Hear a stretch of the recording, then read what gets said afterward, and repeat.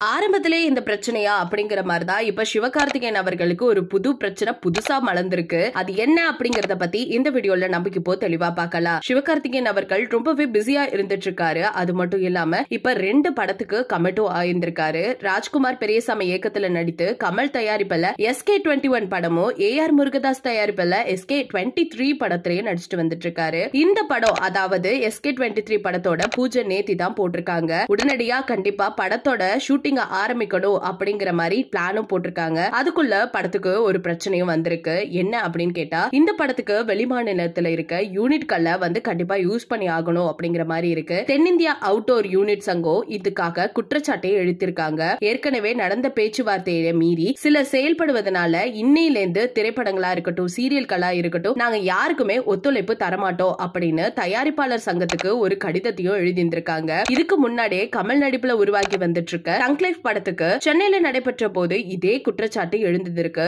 அன்னைக்கு 3 நாட்கள் மட்டும் நாங்க பயன்படுத்திக்கிறோம் அப்படிங்கிற மாதிரி ஒரு பேச்சுவார்த்தை கொண்டு வந்து பெர்மிஷனும் வாங்கி அந்த விஷயம் சுமூகமாவே முடிஞ்சிச்சு. இப்படி இருக்க நிலையில திரும்பவும் சிவகார்த்திகேயன் படத்துக்கு இப்படி ஒரு நிலைமையா அப்படிங்கிற மாதிரிதான் சில விஷயங்கள் வெளியில எழும்ப ஆரம்பிச்சிருக்கு. அவங்க எதிர்ப்பு தெரிவிச்சிருக்கதை நினைச்சு பார்த்து எல்லாருமே ரொம்ப மனசளவுக்கு கஷ்டப்பட்டு இருக்காங்க. ரசிகர்கள் எல்லாருமே இப்படி நடக்க கூடாது அப்படிங்கிற மாதிரி ஒரு பக்கம் கமெண்ட்ஸ்ல பேசிட்டு இருக்காங்க. இந்த செய்தியை கேள்விப்பட்ட நீங்க என்ன நினைக்கிறீங்க அப்படிங்கறத மறக்காம நம்ம கமெண்ட் செக்ஷன்ல ஷேர் பண்ணிக்கோங்க.